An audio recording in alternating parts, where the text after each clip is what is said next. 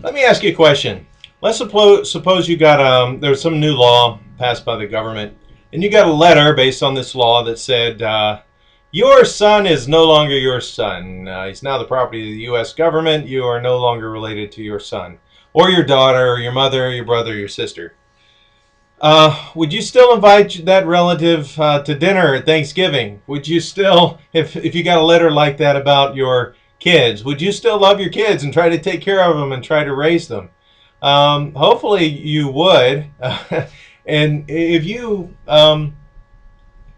let's suppose that you're, and I'm addressing this video to Christians. Let's suppose you got a letter from the government that said by decree of the government or by this new law, you are no longer a Christian. You've been put on the non-Christian list. You are no longer a Christian. Would you still be a Christian? If you got some letter from a government saying something that's contrary to the Word of God and contrary to the truth, would you believe it, or would you stick with your faith and stick with your principles?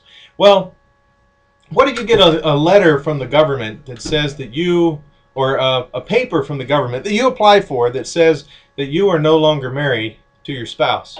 Hold on a sec. Gotta have this.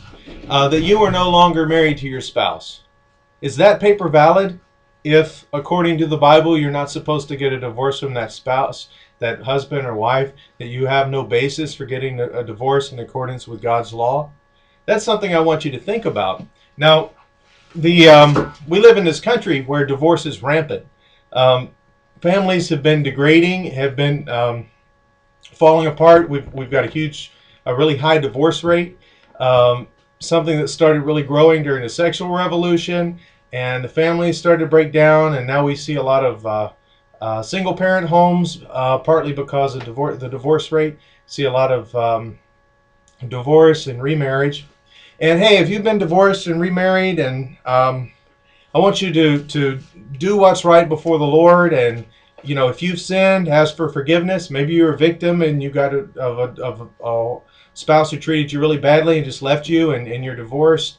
And I'm not making this video to dump condemnation all over your head here.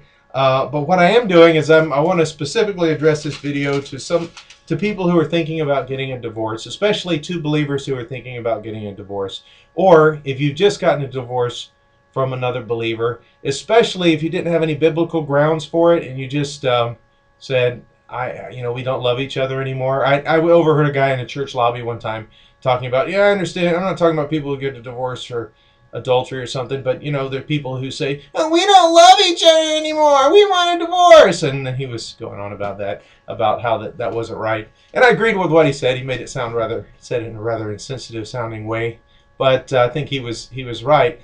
We have this concept now of a no-fault divorce. It used to not be legal to have that. There had to be grounds legally in our legal systems in our states. But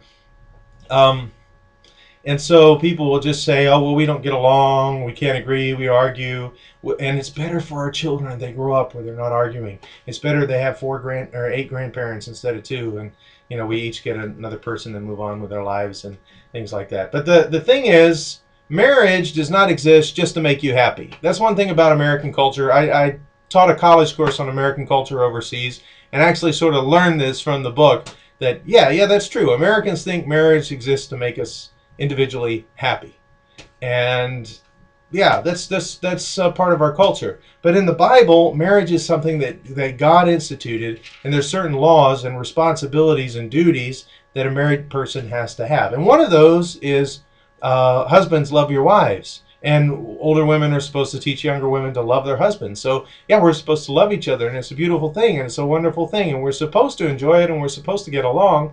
But there are all these things in the New Testament especially, and in the Old Testament, about not getting a divorce. And I heard somebody say this, guy, Beresford Jobs' his name, he said one time, the reason the Bible teaches that you're not supposed to get a divorce is because some people want to get a divorce. Marriage is hard sometimes, and you want to be able to get a divorce to get out of it. And God knew that, and so he had to tell you not to, so that you would know that you're not supposed to, because if it were so easy, nobody would ever want to get a divorce.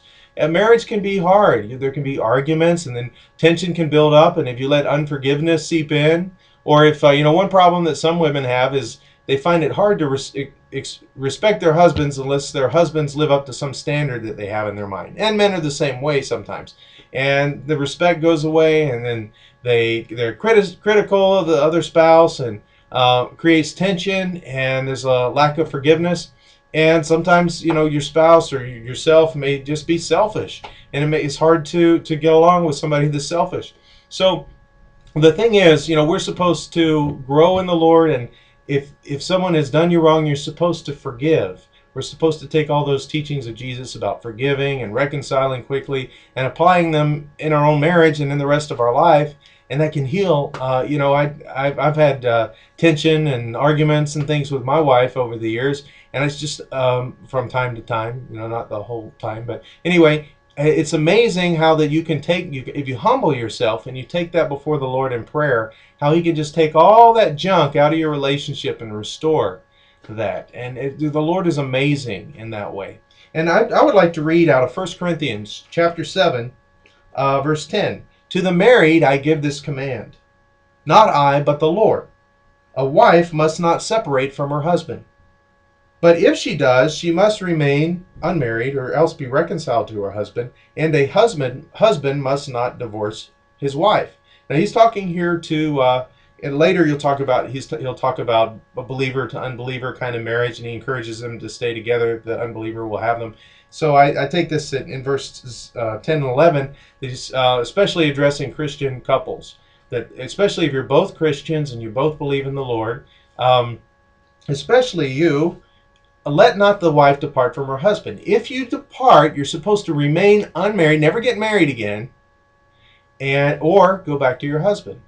And how much different would our country be? I mean, we're in our churches, there's so much tolerance for divorce and remarriage in ways that the Bible would describe as adultery. If you've got a paper from the government that says that you're divorced, and you're not divorced in accordance with the Word of God, you should consider going back to that spouse of yours, or both make a commitment. You're like, well, hey, we don't have any biblical grounds for divorce. Let's live celibate if we can't figure out how to get along with each other, and just leave the door open for further negotiation as the Lord works on both of you, so that you don't commit the sin of adultery in addition to breaking up your marriage, because some things are weightier and more damaging than others. And and also less confusing if you have children for the kids too, if they know who their mommy and daddy is. Now, to the unmarried and the widows, I say, wait a minute, to the married I give this command, not I, but the Lord. Paul is telling a commandment from the Lord. I'm reading verse 10 again of 1 Corinthians 7 in NIV. A wife must not separate from her husband. I believe it says separate here because back then, typically, the man was the one who did the divorce, and the man had the power to divorce in Jewish culture and probably in pagan culture. I know that I think Herodias got some sort of special religious dispensation from the priest or something to be able to divorce her husband and marry her brother-in-law. And of course, John the Baptist prophetically condemned that as unlawful.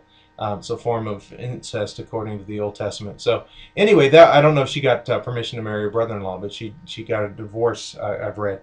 But normally women didn't divorce men, and so here Paul tells the woman who departs from her husband to remain unmarried or be reconciled to her husband. There's a verse in Romans 7 that says if a woman as long as her husband lives, she married to another man, she shall be called an adulteress. So Paul wants this woman to stay unmarried. And I don't think if they had a legal way of getting a divorce certificate for her 2,000 years ago that Paul would have said, oh, well, that's okay. If you got the certificate, that's okay. Go get married.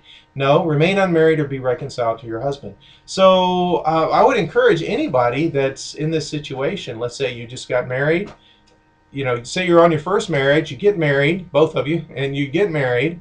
You're both believers especially, or perhaps even if you're not, but especially if you're both believers, and you decide to break up, remain unmarried or go back and reconcile.